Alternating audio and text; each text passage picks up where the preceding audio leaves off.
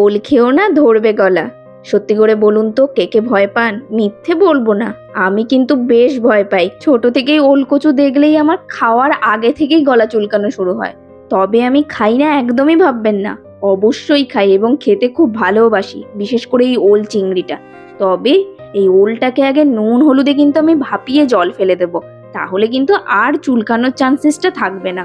ওল আর আলুটা ভাপাতে দিয়ে দুটো শুকনো লঙ্কা, 1 চামচ জিরেকে শিলনোড়ায় মিহি করে বেটে নেব, সাথে একটা পেঁয়াজকেও মিহি করে বেটে নেব। এবার ওলটা সেদ্ধ হয়ে গেছে কিনা চেক করব। ওলটা 90% সেদ্ধ হলেই নামিয়ে জল ঝরিয়ে নেব। এবার একটা কড়াই বসিয়ে সর্ষের তেল গরম করতে দিলাম।